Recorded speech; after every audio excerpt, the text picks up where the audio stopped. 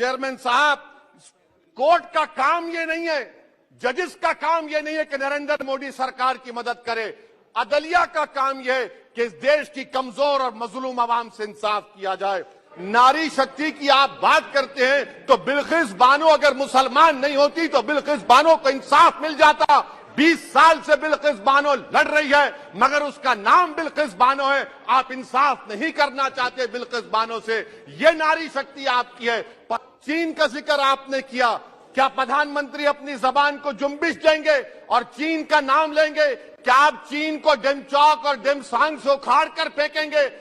DGP conference में chairman साहब कहा गया कि 65 पेट्रोलिंग पॉइंट में से 26 पेट्रोलिंग पॉइंट पर भारत की फौज पेट्रोलिंग नहीं कर सकती है।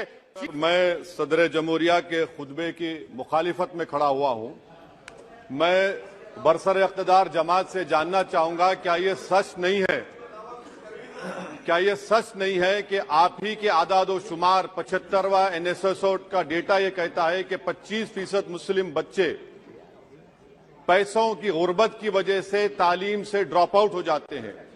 क्या ये सच नहीं है कि 7 साल से ऊपर जो बच्चों का खवानगी का तनासुब है तमाम मजाहिब में सबसे कम मुसलमानों का है?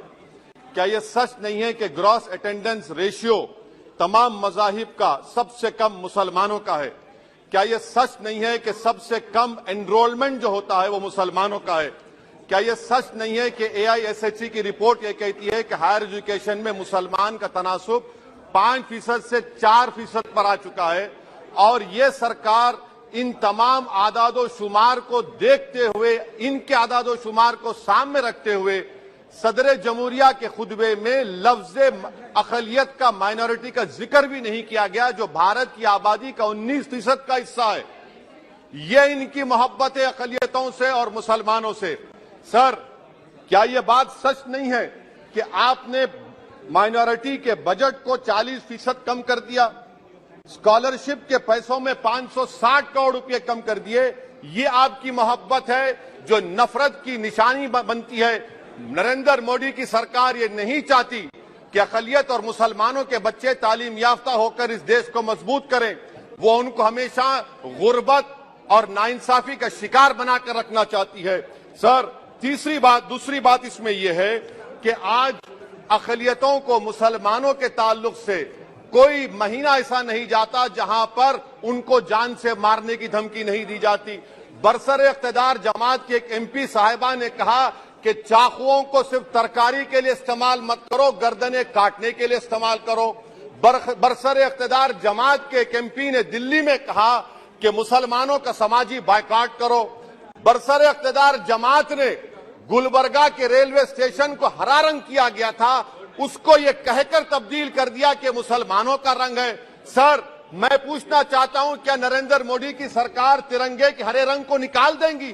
क्या हरा रंग मुसलमानों का है? क्या नरेंद्र मोदी की सरकार खरबूजे पर पाबंदी आयद कर देगी और देश की जनता से कहेगी कि नागपुर में आपके हेड ऑफिस में उगा हुआ सिर्फ संतरा खाया जाएगा? सर, नारी शक्ति की आप बात करते हैं तो बिल्किस बानो अगर मुसलमान नहीं होती तो बिल्किस बानो को इंसाफ मिल जाता।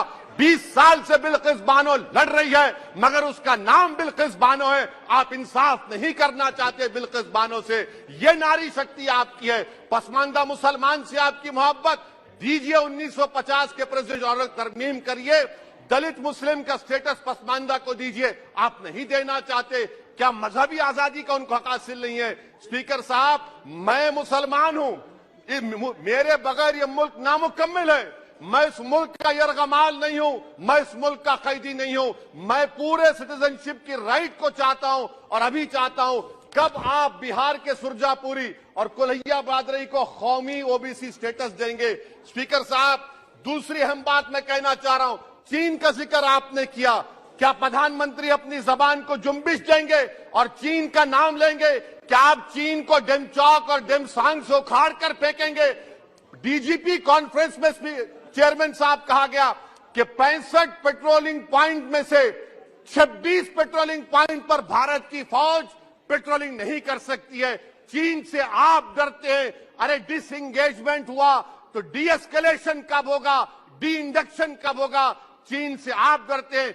3 साल से चेयरमैन साहब 50,000 भारत की फौज हजारों फीट चोटियों पर बर्फ में खड़ी हुई है।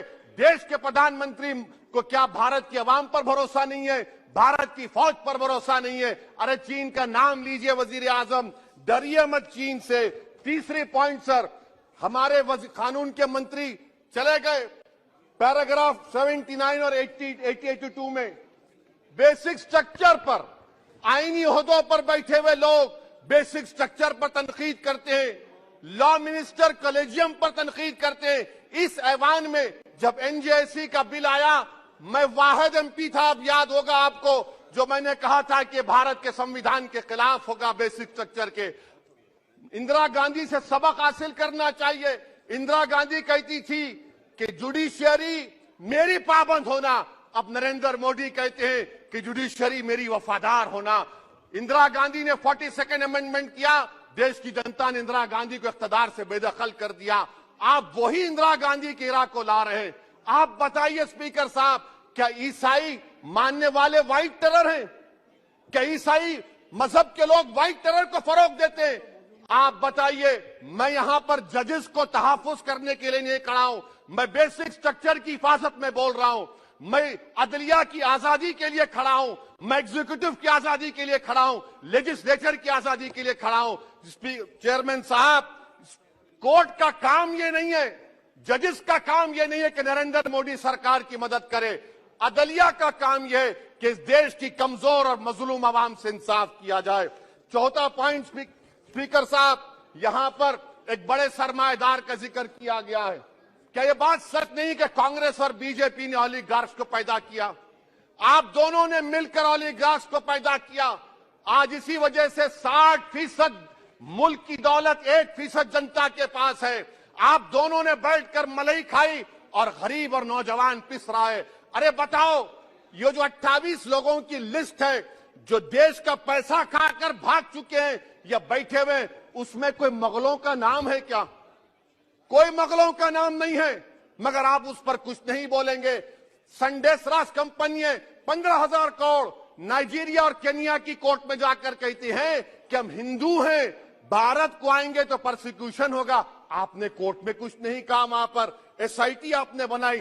मगर शुक्र है, मैं लाइटर वेन में कह रहा हूं कि हाइडेनबर्ग अगर यहां होता तो यूएपीए लग जाता उस पर। और सर, मैं नरेंद्र मोदी सरकार को मशवरा दे रहा हूं लाइटर वेन में कि ये अंग्रेजी का अल्फाबेट ए बड़ा अशुभ है आपके लिए। AA को आपने कहा कि बेटा फाइटर एयरक्राफ्ट बनाओ, बैंकक्रप्ट हो गया।